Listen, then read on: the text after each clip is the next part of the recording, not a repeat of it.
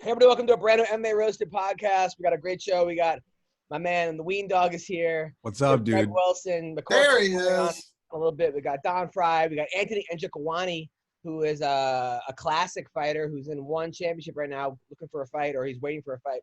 It's going to be a great show. Man, this was a crazy weekend in MMA. Crazy weekend. You know, it's funny because, like, when the fight first got announced, everybody was on the Costa train. Costa. And I was like, everybody was on the Costa a lot of train. people. A lot of people. Because I feel like there was one guy here that wasn't on the Costa train. You weren't, and I wasn't originally. Well, until I'm also friends with his wrestling coach, and I don't know. I kind of help him out with jokes sometimes. So I'll leave it at that. So I'm kind of biased, but the thing is that I was like, I haven't seen enough of him. How many times we've only seen him have a couple fights. He looked great against Romero. But are we? Is this too much too soon? And everyone's like, no, Costa. And people started really hating Israel. I think the hate for his personality made people jump on the Costa train that much more. But I really wasn't that sold on him. And here's why: because we don't know how good a guy is till he could A, come back, and B, also have all eyes on him. The Romero fight, yes, there were eyes on him, but not like this fight. This fight, There were all eyes on him. And I hate to say it, but the guy did not perform to his ability. I mean, did he see when you say he didn't perform? I feel like you're taking away from how well Izzy performed, which I said he was the more clever fighter, and we've seen this before. Timing beats power, and it proved itself again. Well, I called him the fake Ricky Martin, and afterwards he was limping La Vida Loca. Okay, but I'm just saying that. Good joke. I mumbled it. Good joke. Okay, like but I'm saying, joke. I mean, well, I also think that he didn't do what got him there. What got him there was he was an all-out brawler, exciting fighter, going forward, taking punches, and for some reason he became a kickboxer and played the game of Israel. And you're not going to win that. You're never going to out-wrestle Ben Askren. You're never going to out-jiu-jitsu Damian Maia. And you're not going to out-kickbox Stylebender. It's just not going to happen. Granted, maybe if he's looking for other things, then you could sort of, like the Kelvin Gastelum fight where he wasn't ready for that. But the guy from Italy, Marvin Vittori, he's the guy who seemed to lay out the game plan on how to beat this guy, which is to take him down, close the distance, and rough him up. Now, granted, a lot easier said than done. I mean, I can't do it. I think all three of us together can't do it. Well, actually, I know that. But I don't know. It's one of those things where he said afterwards, listen, I was dealing with an injury. I don't want to make excuses. As soon as someone says I don't make excuses, you know there's an excuse coming. You might as well not even say it, right? I was going to say, they already said it. Exactly. I don't want to make excuses, but I was dealing with an injury, but no excuses. Like, what the heck? You just said there. You just put out an excuse. It's like when a girl says, I've been doing some thinking. You're like, oh, fuck. It's never good. It's never it's never like Ken and Brennan used to have a joke where anytime a girl said, I've been doing some thinking, it's never followed by, and I need to suck your dick more. It's never like, that never happens. Never happens. So, and listen, I've met Stylebender a couple times. He was a really nice guy. I met him at the MMA Awards. He came up to me. He was like, hey, man, how's it going?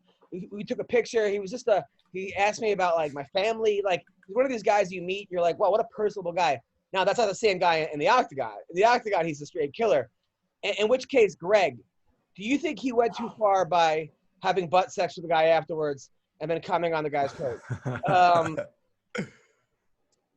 Who did what now? After Israel won, the guy was down. He mocked fucking him in the butt, like he banged. Oh, right. Okay, now I know what you're talking about. Then he went after him and he faked jerking off all over the guy's face. Now that's my buddy right there, Eric. Okay, and Eric is the wrestling coach. I think he said, "I'm coming for Volkanovski. Hey, just so you know, we're coming for Volkanovski." And he said, "I'm coming on your face." So that was his way of saying, you know, take this, come and shove it, kind of a thing. But do you think that was too much? Because people say he might have crossed the line.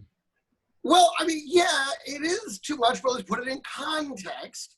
Paulo Costa had been so aggressive with him with the insults and the shots taking and things like that. To me, Costa started it and he opened the door and he's the one that had taken it to that level. So to me, I mean, it's like, right, you know, with what had happened with,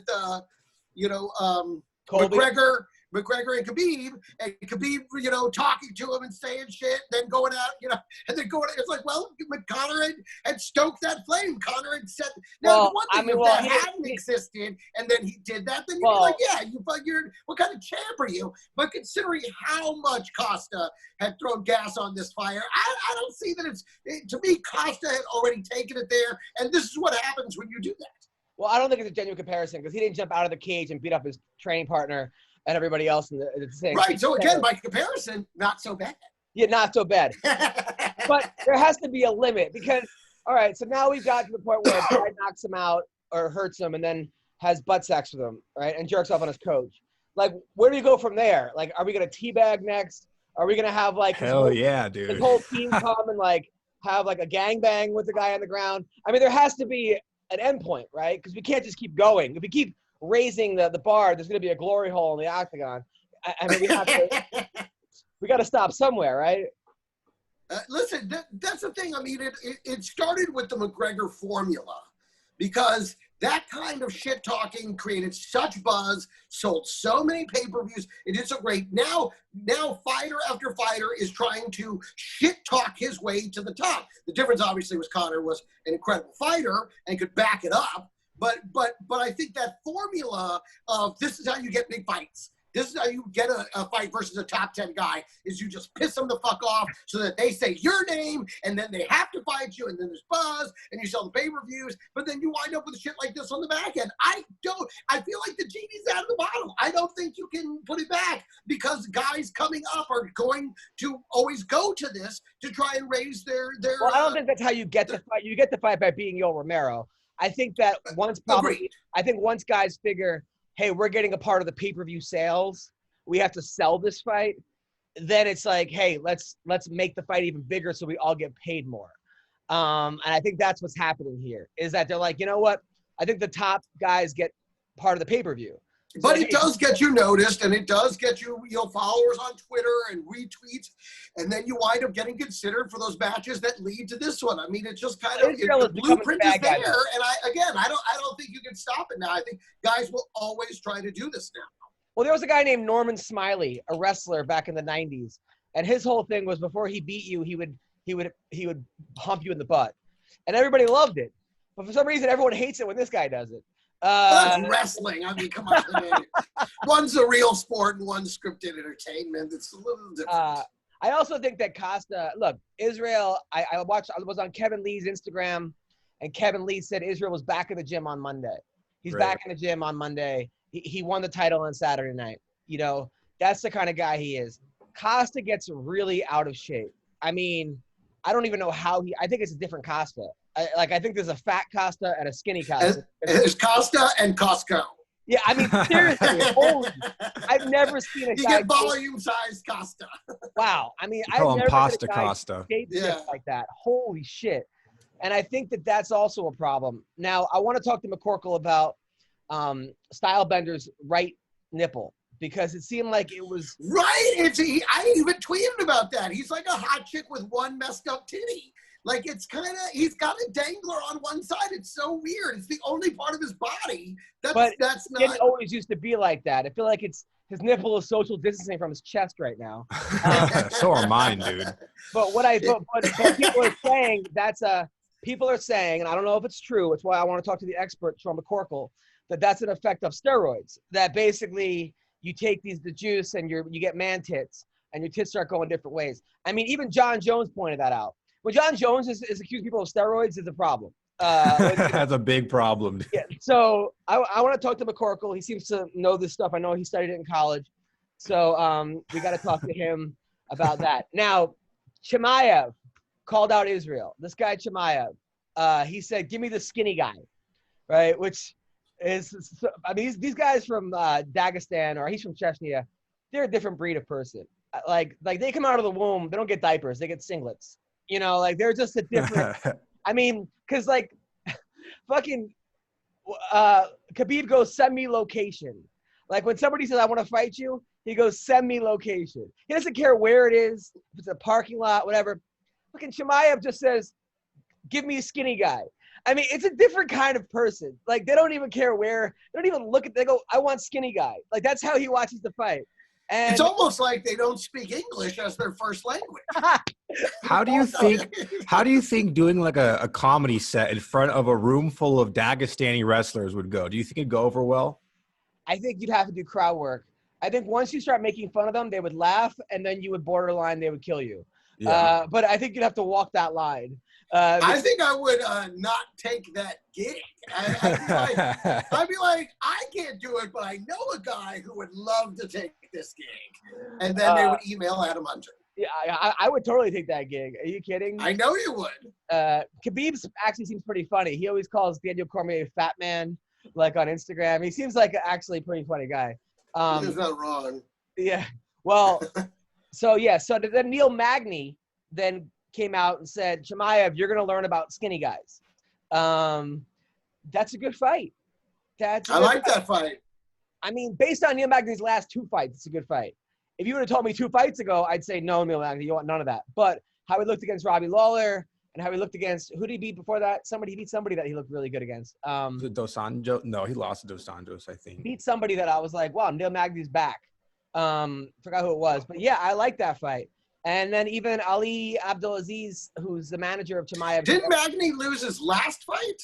No, he beat Robbie Lawler. That was the last one? But before that, he won 2. He beat somebody that, like... I'm going to try to pull it up right now. He beat somebody that was been around for a while, and, like, it was one of those things where he looked... I don't know if he looked good or the other guy looked bad, but... Yeah. He beat Anthony Rocco Martin, Jing Ling, and he lost to Santiago Ponzinibbio. No, but after that, he won 2 in a row. Well, he's on a 3-fight winning streak right now. Who did he beat before Robbie Lawler? Anthony Rocco Martin. Okay, all right. Yeah, Rocco Martin's a tough guy. Underrated guy. Very underrated. He's a guy that's always in a fight. So, yeah, good for him, man.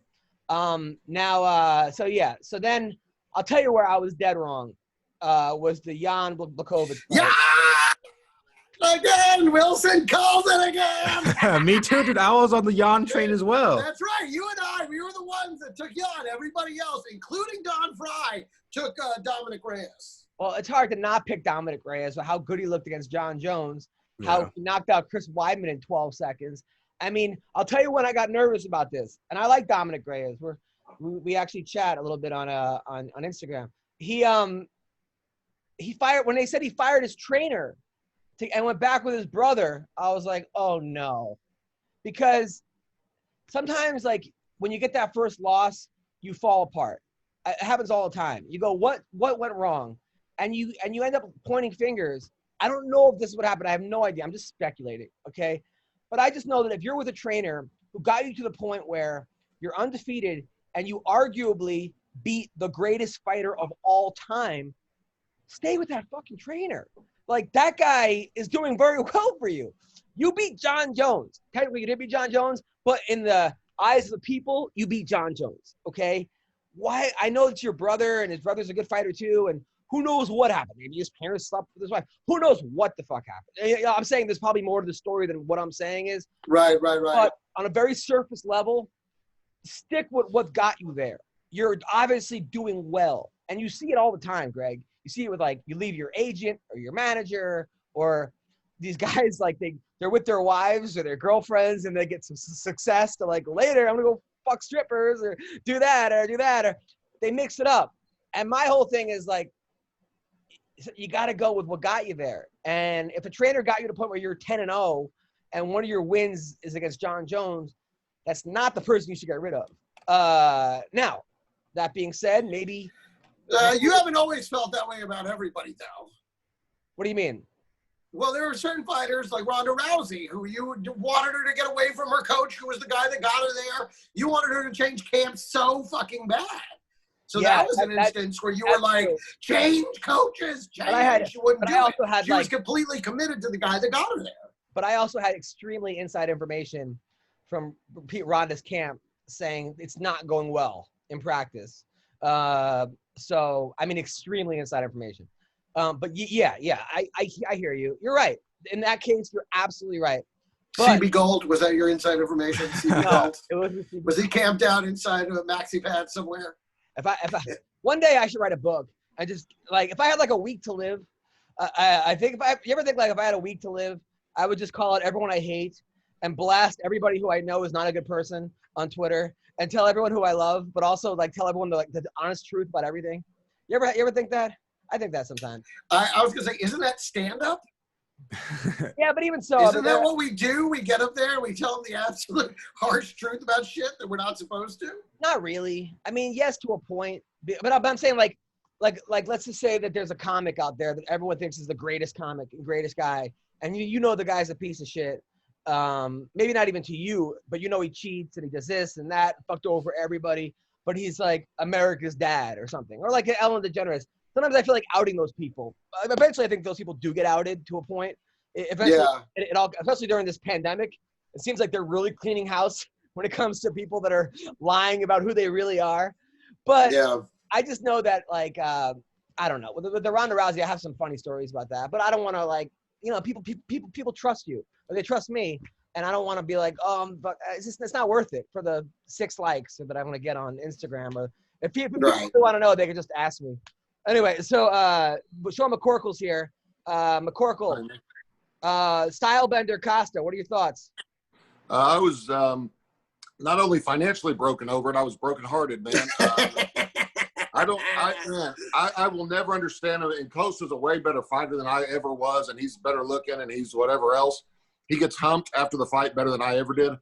But I do not understand. If you're there to fight, man. Like I don't get it. I would rather lose swinging, even if it's in the first 30 seconds, than just waiting to get beat. I don't get it. I'll never get it. I see guys do it all the time. I don't understand it.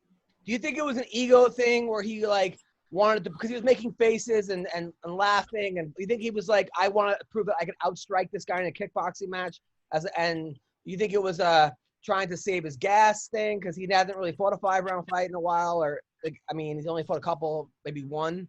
Romero, was that a 5-round or a 3-round? That was 3 rounds. 3. I don't think he was trying to outstrike him because he wasn't striking. So you think he was trying to save his gas tank?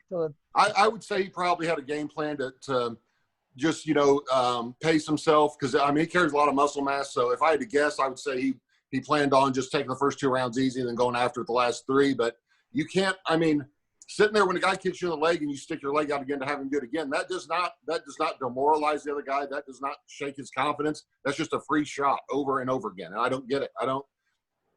Anytime you're smiling in a fight, it probably means you're getting your ass kicked, like typically. You know what I mean? So that's when those guys get hit and smile. I'm like, what are you smiling about? I got $2,000 on check a leg kick, but he didn't. Why do guys not check leg kicks?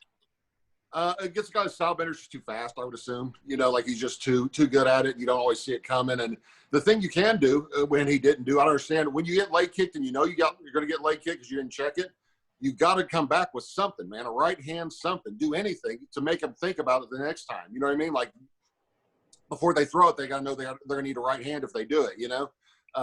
But Stylebenders, obviously, people are slower on film than they are in person.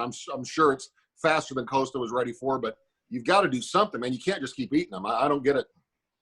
Now, as far as people have been wanting me to ask you about Stylebender's right tit that was like falling off his body. Right. I know that John Jones even tweeted out like something's wrong with him. People are now accusing him. They're calling him Cycle Bender. Right. Do you? Well, John Jones for sure knows what Gyno looks like. I guarantee you that. Yeah. What is Gyno? My understanding is when you take too much test, your body converts it to estrogen if you don't have a good anti-estrogen. And sometimes the anti-estrogens have a lot longer detection period than the testosterone does. So guys don't want to take it because if you show up for that, that's a banned substance also, you know. So guys will take tests. I actually read and heard that there's a test that's out of your system in 2 days. So my guess would be he's taking tests, hoping he doesn't get hot for 2 days. And then I just took too much of it, man. And it's everybody's system's different. Like some guys can take, 1,000 milligrams a week. Some guys can only handle 200, but that's unless he's had surgery or something, that is from nothing but steroid use. I guarantee it. Like there's no other explanation. It's never been there before, and then all of a sudden it shows up. Like, that's not, you know. It wasn't maybe like doing a push-up and landing the wrong way on your shoulder or something? Or That's what, yeah. I mean, his face at the press conference said it all. When they asked him about it, his face was like, why are they looking at my titties? Like, if he genuinely didn't know what it was, he'd be like, what are you talking about? It's always been like that. You know what I mean? Or whatever. But he got defensive right away, which is always how you know someone's lying, you know? It's like when they asked Brendan Schaub, is he a good comic? And he's like, what's that supposed to mean? You know? There it is. The shoehorn strikes again.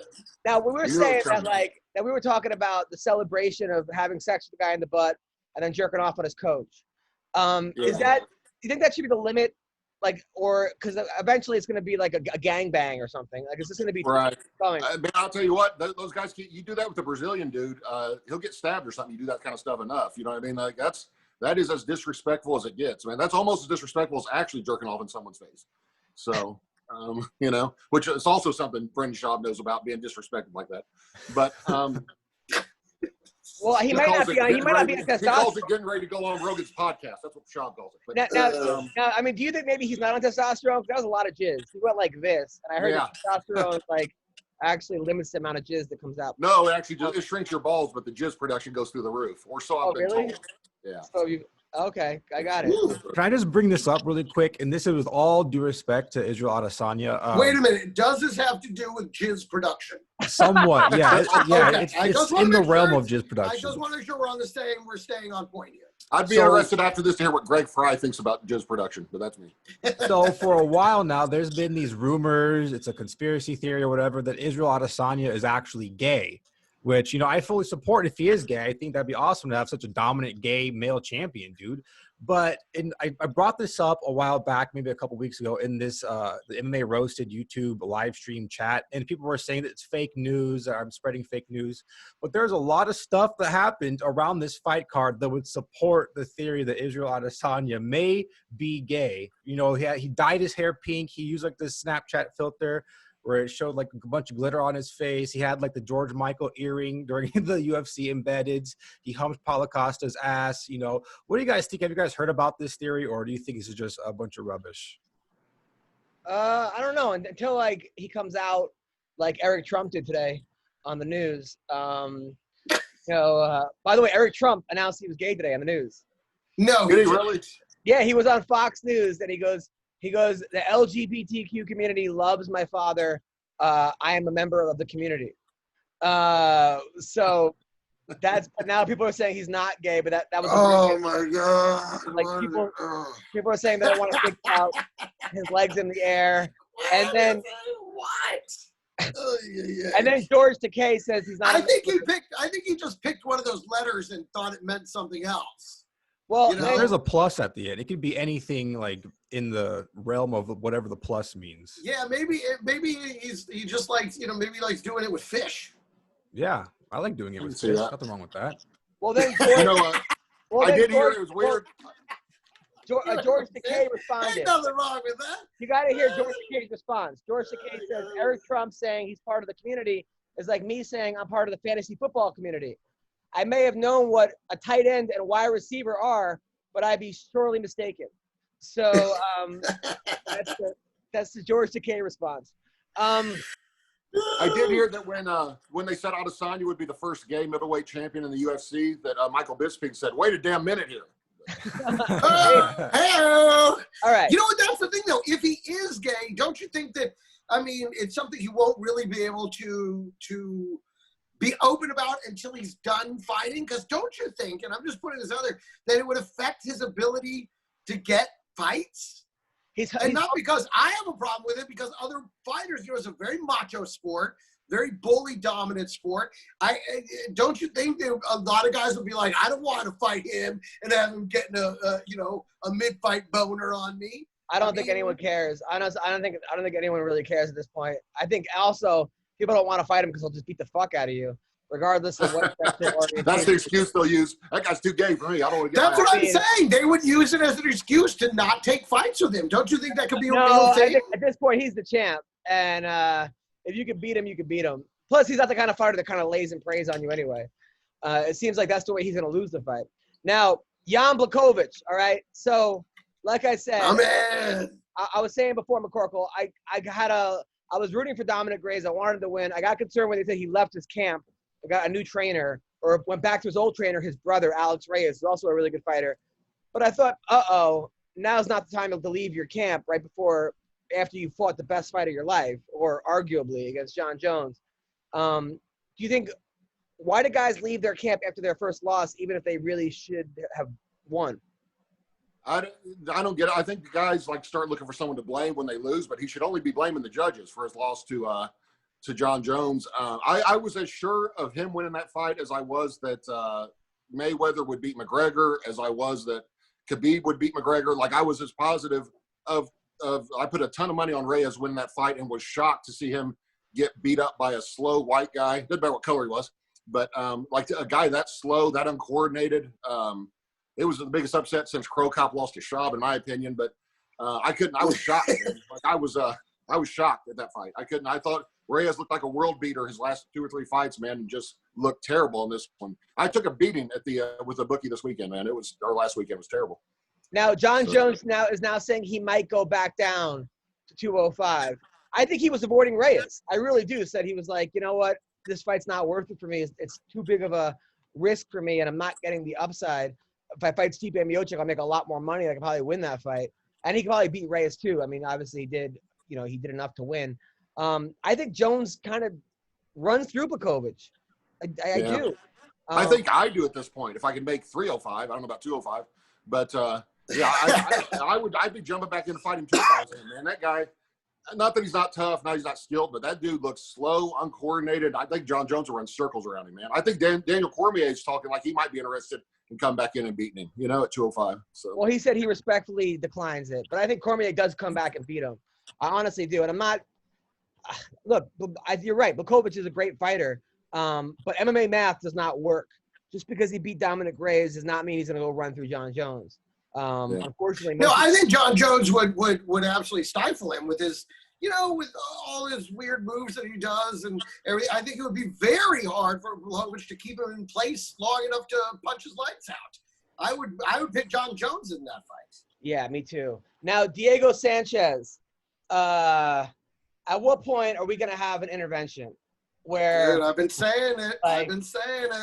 I really think we should have an MMA intervention where the guy goes out to the octagon to fight. The lights come on. All his friends and family are there. And they just say, all right, sit down. It's at Madison Square Garden. It's a pay-per-view event. Yeah. And then you play all their fights that they did well. And then they're like, let's look at your last couple of fights. You know what the thing is, though? They even said, though, when they're leading up to it, they're like, he's got 4 fights left on his contract. He just wants to enjoy these last 4 fights. So, I mean, it seemed like it's really kind of out there that, and even you could tell his conditioning, he didn't look like he was taking it like, I'm on the way up. It looked like, hey, I'm going to fight these last 4 fights, get these last 4 checks, and I'm going to have fun doing it. He seemed to enjoy it more than usual, but also not making him better. They should have them all the same night, the 4 fights. Have them fight every night.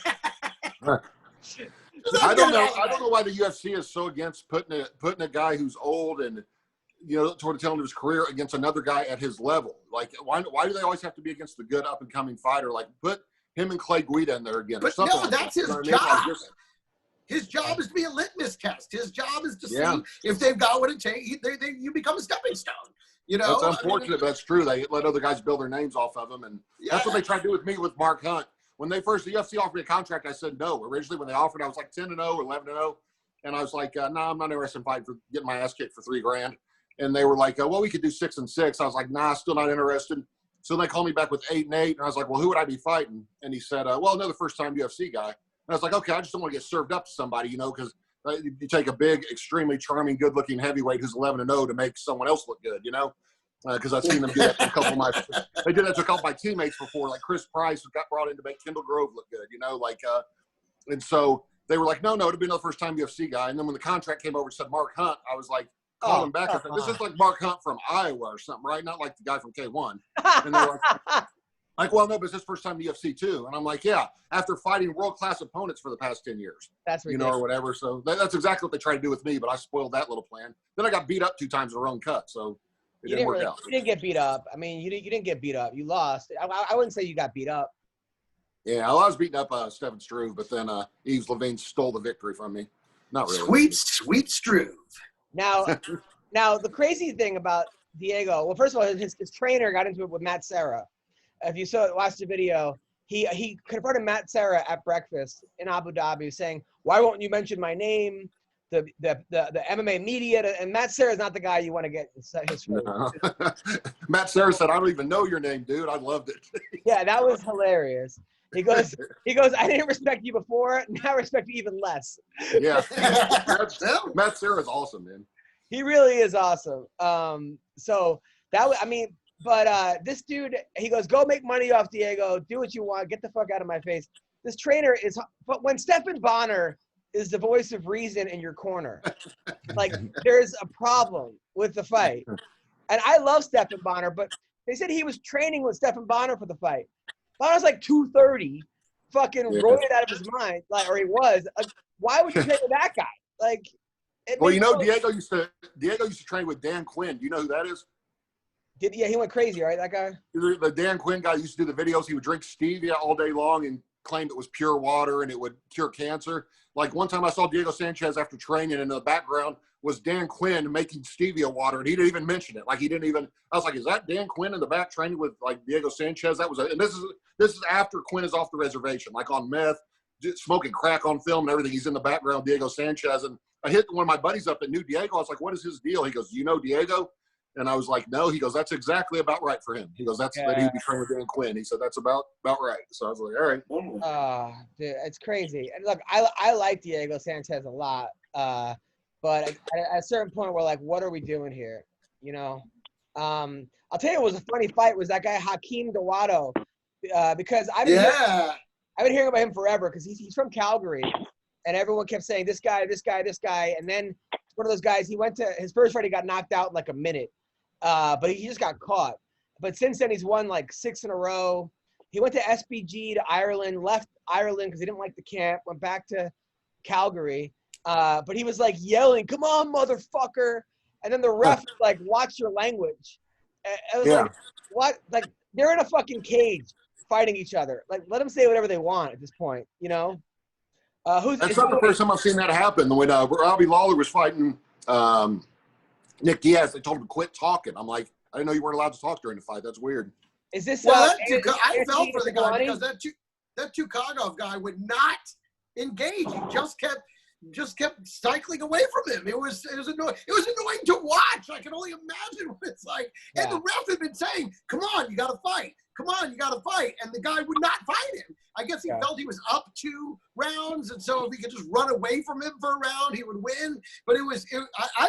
I understood his frustration. I'd be fucking pissed too if you just like, "Come on, fight me. I'll come to you. You come to me. I don't care which. Let's fight." And he just kept just dancing around. I'll tell you, I went into that fight liking this Tukagov guy and left the fight hating him. Yeah, I'm with you. By the way, is this Anthony Njokuani or Don Frye right now? Don Frye. Oh, what's up, Don? How are you? Hi, buddy. How are you? Good. Do you not have video anymore? Oh, you know what, partner? This thing's all screwed up. You know, you got to let me hang up and I'll try it again. Well, the connection's actually better. Yeah, the connection is better, but there's just no video, which is, no big deal. So what do we do? Let's take a vote. Do we have video and no connection, or connection, no video? Which is better? What do you guys think? I'll take Don Frye any way I can get him. Yeah, exactly. Greg?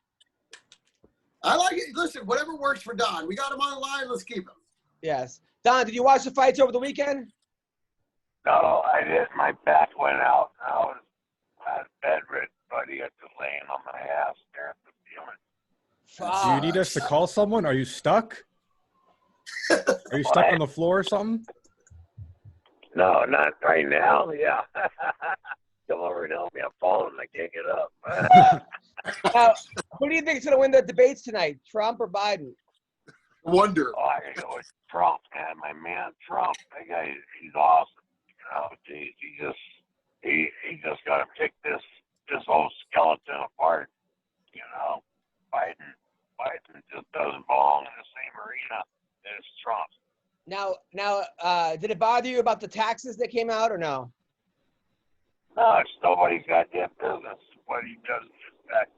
Why they pick on him? They're grasping at straws because they have nothing on this guy. They got nothing better, so they're grasping at straws to try and pull some kind of class warfare. They tried the race angle. It didn't work. Nobody bought that bullshit. Now they're trying class warfare, but, nobody's buying that bullshit. I guess they had The Rock doing some 7-minute video telling everybody, but, like 4 days before, The Rock posted some picture of his gate wouldn't open outside of his mansion. He had an 8-foot wall, 10-foot wall, what have you, and his gate wouldn't open, so he had to rip the gate open to go film a movie. And then he had to have his groundskeeper and some other people come around and fix the gate for him. I mean, and this guy's going to tell us how rough life is in America. Come on. I like The Rock. I met him twice briefly, and he's a very nice guy. And he's a fantastic actor, but he's the highest paid actor in the world right now. What the hell does he know about, what's going on in the rest of the world for real people? Greg Frye, what would happen if you fought The Rock? First of all, I turned The Rock into a jelly bean. That's what he'd be known as after me. They'd be trying to hire him for movies, and he'd just blob his way in there, and I'd punch him into oblivion, turn him into a little bean bag. That's what I'd do to The Rock. Wow. Take The Rock and the pile of sand. I think Don Frye would crumble The Rock up and take a shot of mix him in with the gravel. He's obviously taking drinks up every 5 minutes. Don Frye, there's a video on the internet going, how good was Don Frye? And it went through all your fights, and holy shit, did you have some wars, man. I mean, there were fights that, against some of these guys where you were getting the shit beaten out of you. You just came back and knocked the guy out in the second round, third round. I mean, there was no quitting you. No quit. Yeah, I was real lucky, man. I was real lucky, and so, shit, I'm glad. I'm glad I had a rabbit's foot or a horseshoe or whatever it was, man. To keep my luck running. I don't think it was luck, man. I think it was hard. I think that's why. By the way, hey, why don't you come back? I actually want to see you. Anyway, you can leave and come back on video. Give me about 5 minutes. All right. I'll be working All right, cool. on it. All right, no problem. That guy, what an American hero. Dude, you should see, if you Google how good was Don Frye. But the guy who makes it. Oh, I'm going to Google it. Oh, I must. Actually, he gave him an 8.5 out of 10, which that was the end. No, it's 10 out of 10. But he went through all his fights, and the guy was actually very complimentary. About the guy was actually really complimentary. But holy shit, Don Frye. I mean, fighting 3 guys in a night, 4 guys in a night, taking kickboxing, fighting again, going in there, fighting 400-pound fucking gorillas. I mean, just didn't give a fuck. This dude. But that's where MMA was back then, too. It didn't turn into the streamlined weight division, basically the mirror image of boxing kind of sport until recent history. For a long time, that's what it was. Yeah, but a lot of guys wouldn't. A lot of guys didn't do MMA. Circus matches. But a lot of guys didn't do MMA because of that. People were like, I'm not getting that. Are you crazy? But I'm just saying, that's what it was. That's what it attracted. And you knew that that's what it was going into it. It was circus shit. You know what I always wondered about Don, man? If you watch a guy like Cain Velasquez fight, you can tell he just has by far superior cardio, or Clay Guida or something like that. I have a feeling that Don's cardio wasn't as great as his heart and balls were, man. He seems like the kind of guy that could fight 15 rounds if need be. And if he didn't have the wind, it's just tough. He'll keep swinging, man. I actually guess there's no way to test it really, but I really am curious how much it was cardio and how much it was just Don Frye's balls. Ken Shamrock. No, listen, I could see him totally drinking whiskey between rounds. But he was wearing shoes. I could see him having whiskey and nachos. He was wearing wrestling shoes against Ken Shamrock. Wrestling shoes. And Shamrock was fucking destroying his ankle. cranking. I mean, he broke his ankle, like both ankles, and Frye just got up and limped back to the fucking corner and came out again. I mean, like, I've never seen anything like it before. Anyway, so Conor McGregor tweeted out to Dana White or DM'd him, I want to fight Diego Sanchez. This is like a couple months ago in Los Angeles. And Dana wrote back, no one would sanction that fight. Like what are we talking about? You know? And Conor then screenshotted it and posted it, like a bunch of it, saying, look, I wanted these fights and I couldn't get them. Which I think makes Conor look bad, because why are you calling out guys that aren't even ranked when you're the number 2 or 3 guy in the UFC and the most paid guy? I mean, does he have that much respect for Diego, or did he want to eat and fight, or was he on cocaine? Like, I know. It sounds like he owes Diego a favor or something. Like, oh, he's only got 4 fights left. Oh man, I got to make this up to him. You know, like, what? It's weird why you would, of all people, Diego Sanchez. Sean? Well, I think Diego's got a name, and I think Conor, if you read a little more to the story, Conor said he looked at it as part of his season. He wanted to fight 3 or 4 times this year, so he probably figured it would be a filler fight between Khabib and then go beat. I mean, it'd be a pretty easy fight. I mean, nothing with Diego's necessarily easy, but Conor wins that fight 10 times out of 10. So I just figured he could get another win, you know, another Donald Cerrone-style win. And I would have loved to have fought the worst guy in the UFC with the biggest name every single time if I could have, you know. Like, give me a guy that should have retired 10 years ago, because every win's so hard to come by. So. But do they have filler fights in the UFC? I mean, how rare? No, they don't. That's why it doesn't make sense, because they don't do that. So. Then he tweets out that he's boxing Manny Pacquiao in the Middle East, which he'll get destroyed by Manny Pacquiao. I mean, because Pacquiao won't carry him like Mayweather kind of did, and Pacquiao will train. I don't see that fight going over 3 rounds. Anybody that thinks Mayweather didn't carry McGregor is insane, man. It was obvious he could end that fight. I mean, he may have been careful the first round or 2, but he could have ended that anytime he wanted, man. It's not even close. Oh, absolutely. He definitely was like, he let it get to about round 6 before it was like, okay, they've gotten their money's worth. Here we go. Yeah, get your money's worth and leave a possible rematch. Pacquiao, you say that, but Pacquiao isn't Pacquiao anymore. I mean, Pacquiao is like, I mean, he's so far out of the game. I mean, with all the stuff he was doing, you know, in politics and trying to do music and everything. I mean, the last time I saw him, he looked like garbage. No. I would actually pick McGregor. No, you haven't been following Pacquiao. He won his last 5 fights against Adrian Broner, against he beat he beat a bunch of really good guys. He looked Weendawg. Oh, then I guess he's done some comeback trail that I'm completely unaware of, because last time I saw him, it was awful. Yeah, no, I understand that. He fought a guy. He won his last 5 fights. The one guy he beat was like super good, who was undefeated. Got the guy's name, but no, he's if he's refocused and back in shape, well, that might be a different story then. You know, the fight to make, man, is De La Hoya and McGregor, because he could win that fight. Like, that's a doable fight for McGregor. If they get and De La Hoya still has one of the biggest names in boxing. Well, weren't they trying to? Were they trying to put that one together? They talked about it, but Dana White hates Oscar so much. I doubt it'll happen. But I did see they're trying to do a charity. You see, they're going to do an exhibition match. Him and Poirier agreed to it. It'll never happen because the UFC would sue him. But he's trying to fight Poirier in Ireland for charity, they said. So. Weendawg, do we have his last couple fights, Pacquiao? Keith Thurman was his last fight, and before that was Adrian Broner, and then Lucas Mathis. Yeah, and he beat all 3 of those guys. And Keith Thurman was like at the top of his game. So Pacquiao's still, and he went through Broner easily.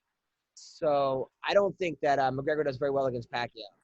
I don't think it. So Bellator. I don't know. These aren't guys that I've heard of. No. Again, I haven't been following boxing much for years. But these don't sound like guys.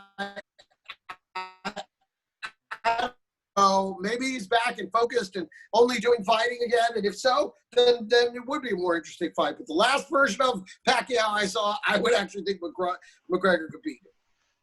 So Bellator has now moved to Thursday, which is good. They're actually not telling anyone what day of the week now. Not only did I tell about the fights, but they just moved the days around. It's good. So they have a very interesting marketing strategy where you have to actually find them. This is good. So this Thursday night, Paul Daly is fighting Derek Anderson. Good fight. Sean? Can you guys hear me? I don't know who.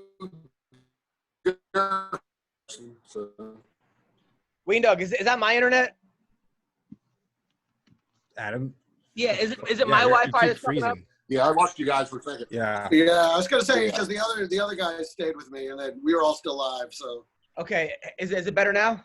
Yeah. Oh yeah. So Derek Anderson's a good fighter.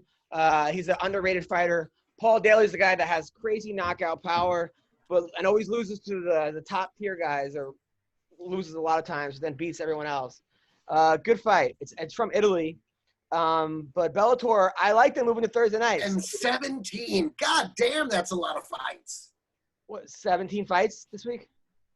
No, 42 and 17.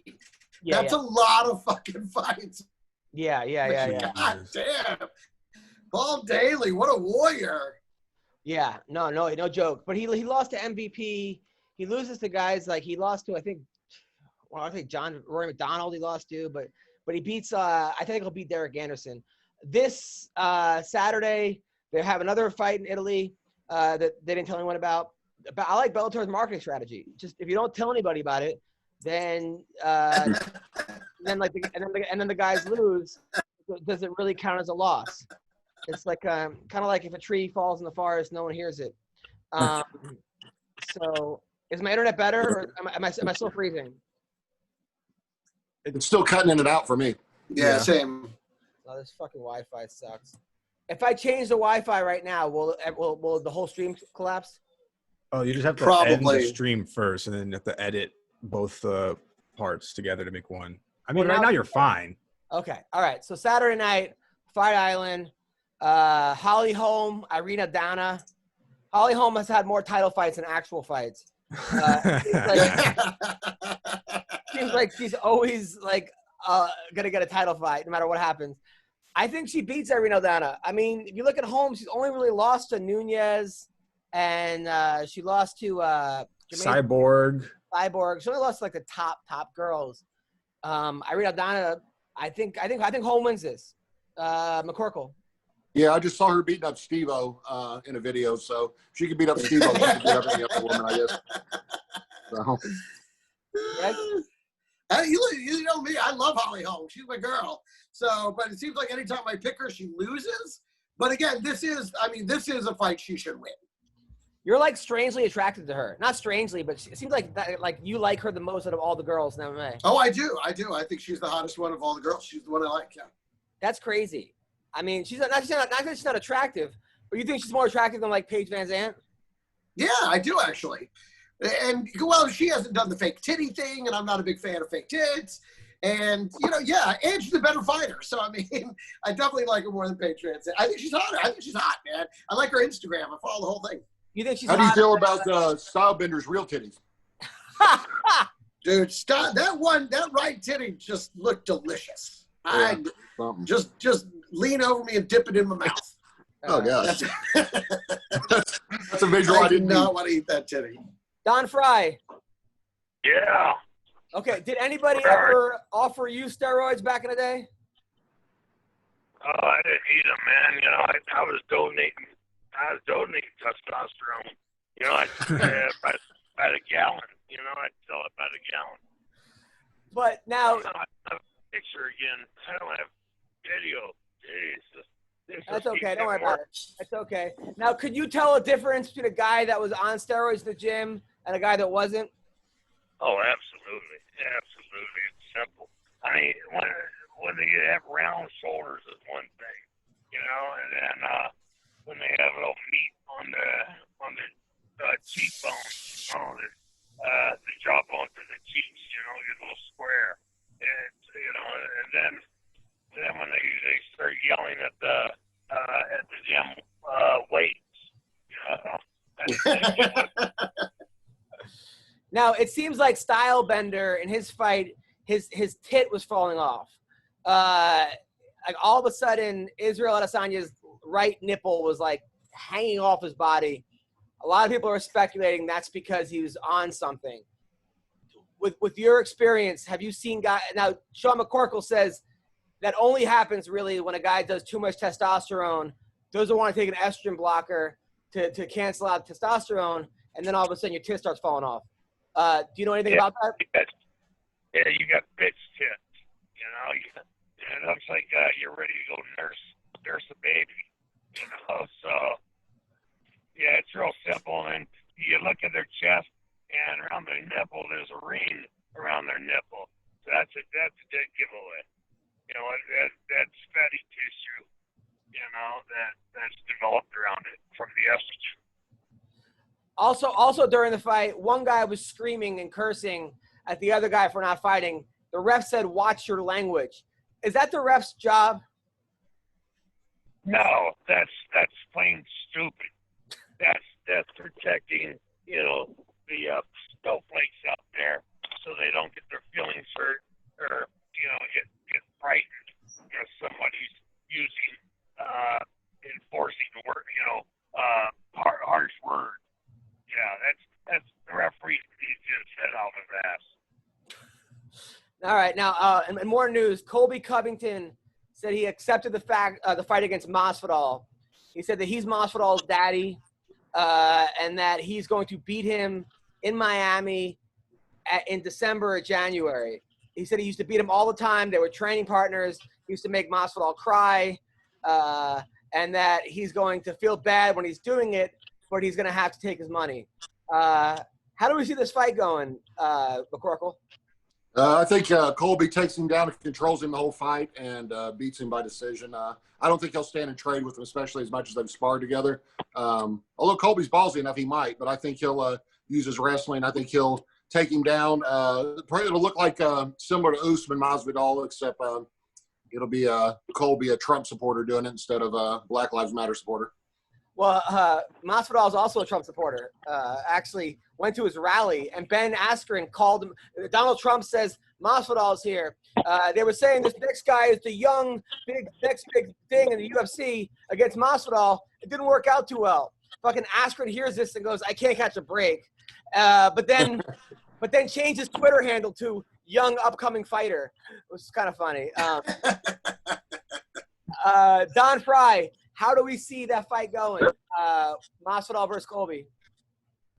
I think that'd be a great fight because what you got two strong-willed, intelligent, conservative men, and I'll go out there and they know what the job to do is.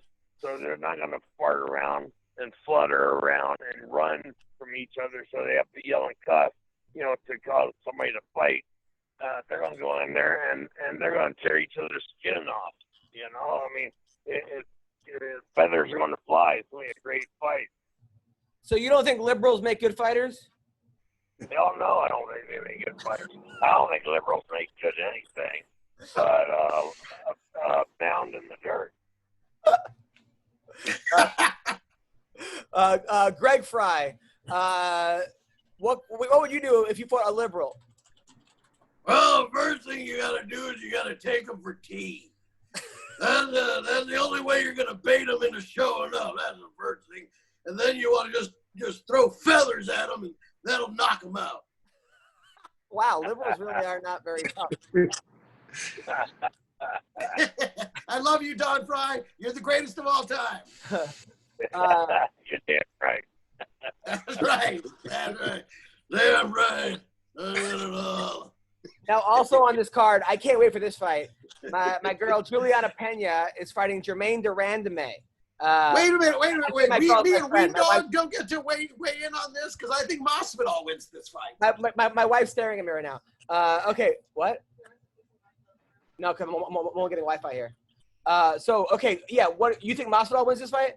Yes, I think Masvidal wins this fight. I think he specifically focuses on takedown defense, forces him to stay on the feet, and fights a smarter fight. I like Masvidal in this one. I think he'll outthink him. You think it's That's personal? because you're a racist. That's because you're a racist. That's a white man. You know? Nick Colby in the last one. I'm picking Masvidal on this one. I think he's going to I think he'd be, again, much like we just saw, I think he'll be more clever than Colby. Well, we're gonna get Colby on the podcast pretty soon. Nice. We'll have to get him to weigh in on it. Weendawg, who do you like in this fight? Well, after watching the video of Colby and Jorge Masvidal wrestling in the apartment, I don't know if you guys saw that, but Colby fucking demolished George Masvidal in wrestling and jiu-jitsu for like 10 minutes straight. So just based off of that, I'm going to pick Colby all day. Based on a video from 7 years ago. No striking at all in the video, just pure grappling. No striking, Yeah. Okay. So I pick Colby. All right. So this week, Juliana Pena creating GDR. GDR, I like GDR, but she seems to be a master of punching people after the bell. Yeah. Remember against Holly Holmes, he like knocked her out 3 times, which I think that's like Don Fridays of like the fight doesn't end ever. But Pena, it's a tough fight for Pena because she's not going to beat her on the feet, I don't think. GDR is like amazing at kickboxing. Pena has that toughness factor, and I think she beats her. I know she beats her in grappling and wrestling, but she's got to take it to the mat because you don't want to trade with GDR in this fight. Don Frye. Yeah, man, I go with Pena. Pena's so damn beautiful. You know, she gets my vote for anything and everything. What would you do if you had a date with Pena? Where would you take her? What wouldn't I do if I had to? McCorkle, I would search some more. I would invent some new laws against humanity and against the universe. Greg Frye, what would you do with Pena?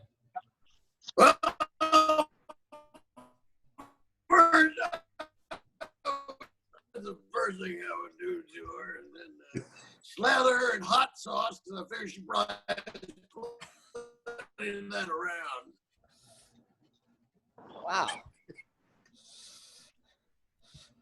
Got it. So, McCorkle, who do we like in this fight? How do I follow that? If you were married, theoretically, you had that opportunity. McCorkle, who do we like in this fight? Dodgeball. I'm going Juliana Pena just because she's really nice. I don't know. No, everything you said, man. I thought she retired, though. Am I wrong that she's not fought very many times the past couple of years? She had a baby. She had a baby. Oh, well, that explains it then. She had a baby with a cop from Chicago. Ooh. Yeah. With a what? She had a baby with a cop from Chicago. She's very pro-police. I think she aligns with a lot of your politics, Don. She's from Venezuela. She's one of these people that doesn't want to. I don't want to speak for her, but it seems like she's definitely supports the people in blue. Let's put it at that, which is awesome. Oh yeah, she lived in socialism. She knows what a failure that fucking theory is. You know, the socialism.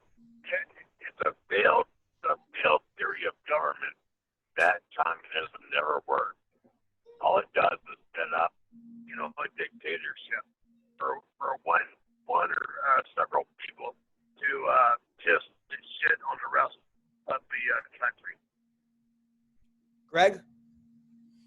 I like Durandame in this one, just because Pena's been out of the game for a while. I mean, I like her coming back. I think she's probably going to be pretty determined and focused, but I think they gave her a tough fight in Durandame, man. I think Durandame beats her. Weendawg? I think we saw in Germandamine versus Amanda Nunes, Germandamine's takedown defense is not, at a high level right now, but I hope she worked on that a lot since the Amanda Nunes fight. If she can defend the takedowns against Juliana Pena, I think she'll have this fight in the bag easily. Also, Carlos Condit fighting Court McGee, which those two guys are legends. Carlos Condit kind of fell off the map a little bit. He fell off the calendar. What are you talking about? Yeah. He's like old as shit. Yeah, but so is Court McGee. Court McGee is a guy that's been around forever. There's a guy that I think he died at one point from a drug overdose, came back to life. He's like a really good dude. I don't know, it's a good fight. All the good dudes do that. Yeah, I was just saying, usually the best people I know die. Yeah. All the best people overdose and then find their way back. Not to say that I don't respect the journey. Overdose. he went to one of Adam's shows and went home to commit suicide. Yeah, that happens at my shows actually a lot. I die on. I did actually had a show one time and somebody actually passed out. They had to call the medics. I'm like, wow, I'm really killing right now. It was just one thing after another. Yeah, and then it was crazy. So Jinyu Frye, who's another girl who's like beautiful. I think she's like half Korean. She's like a Marie. I don't know. She's like some kind of a scientist, like a rocket scientist / doctor. She was an Olympic champion. She's a really, really good fighter. She's fighting Laura Lookboonmee. What? That is legitimate. I'm staring at it right now. And it's spelled L-O-O-K, look, Boon, B-O-O-N, me, M-E-E. Lookboonmee. Like, that sounds like something you yell when you jump off a water slide. I mean, either it's look boomy or look bone me. I mean, this girl had to be a fighter, right? Because yeah, you're setting yourself up for a lot of jokes with that last name. Look boomy. That's like Brendan Schaub's comedy name. I'm gonna say that's how he finishes every set. Okay, look, just boomy. Speaking of which, there's a thing. We'll talk about this next week, but like that GoFund. I don't know. Anyway, all right. So there's a lot of. Anyway, all right. So I don't even know how to get into it. Watching Adam sidestep. I don't even know how to. Very curious now. Yeah, he's like, we're gonna be. Yeah, there's a lot to cover here. All right, so. It's going to be a great week of fighting.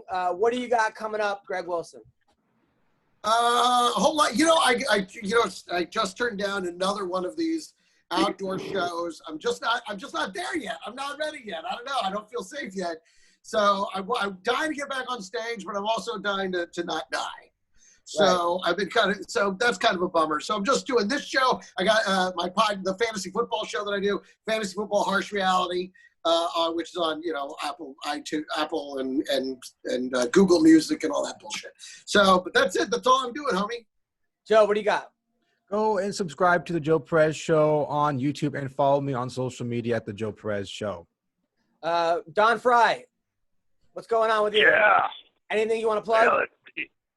Yeah, my youngest daughter's going to come home for the weekend and make me trim her horse's feet.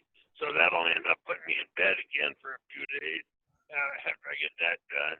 And then when I get out of bed, I'll go out and work on the roof and try not to fall off the roof again. Well, we're all pussies. We're all pussies compared to Don Wait, Frye. your daughter's going to make you horse feet? What was that? Make you what? Trim the horse's feet. Shoe them. You got to trim their feet. Or you either trim their feet or else you clip their feet and then put shoes on them. Oh, okay. Horseshoes. So you're actually going to be working with horses. Yeah. I thought she was making you like a stew made of horse meat. Then you were going to drink and then let the toxins flow out of your body and then go out. And then I thought you were going to do some roping of some kind. Was there a rope? We did work on the roof. Wait. Work on the roof? Don, last week you broke your back. Okay, you couldn't get up the back. Now you're going to trim horse feet and work on the roof? Well, yeah, I mean, shit, I had 4 days off. I mean, come on. You don't think maybe... I can't stand back forever.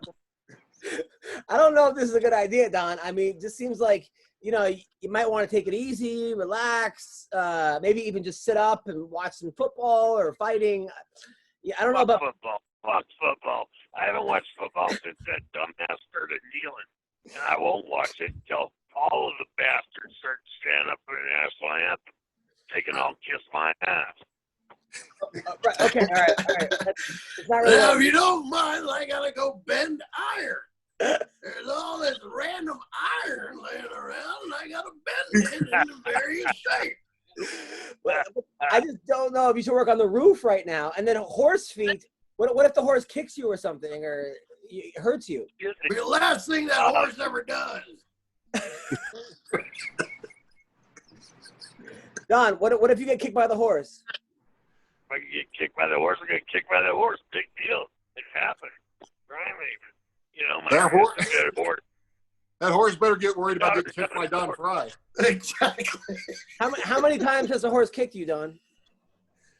Shit. I used to get kicked all the time when I was a farrier. You know, I did that for a living for 7 years. You know, and shit, that's part of the game, partner. Wow. Greg, have you ever been kicked by a horse? Hold on, I'm looking up farrier. Just so everyone knows, because I had a vague idea of what it was, but I just wanted to make sure. What is a farrier? In fact, it is a specialist in equine hoof care. Okay. Trimming and balancing horses' hooves and placing shoes on their hooves. So he legitimately this is one of his many jobs is actually shoeing horses. Don, when were you a farrier? Shit. After I got done doing the pro boxing for a year and a half, I was still good at it, so I had to find, a new line of work. And so I started working with a guy named Stoney Newfing, and then I got on with the Santa Fe Fire Department. I was with them for a year, and me and that then wife couldn't, she worked, I worked, 2 jobs, and we couldn't make it. So I had to pack up, head back to Arizona, drop her off. I went to Oklahoma horseshoeing school in Oklahoma City, and then I came out and I worked with a guy named Tyler Basinger, who's the hardest working guy I ever seen in my life, man. Best farrier walking this planet, hardest working guy. If I worked half as hard as him, training for fights, hell, nobody would touch me, shit. Well, most people did touch me. Farrier is it's a kind of a soft name for a very hard job. That's like calling an iron worker a clothier. Like, I'm a clothier. What do? I bend iron all day and I weld it together. I'm a clothier. Well, listen, Don, I gotta actually have a Zoom show I'm doing in 5 minutes. I'm not even kidding. I got hired to do a corporate show. But listen, you guys, this has been hilarious. Don, be careful. I don't want to hear about you falling off the roof onto a horse. Okay, so not again. All right. Not 3 weeks, bro. No, absolutely not. If you're in Minnesota, I'm at the House of Comedy this Thursday, Friday, Saturday, Sunday at the Mall of America. Come see me perform. You guys are awesome. Thank you guys. Have a great week, guys. Love you guys. Take care, buddy. Good luck.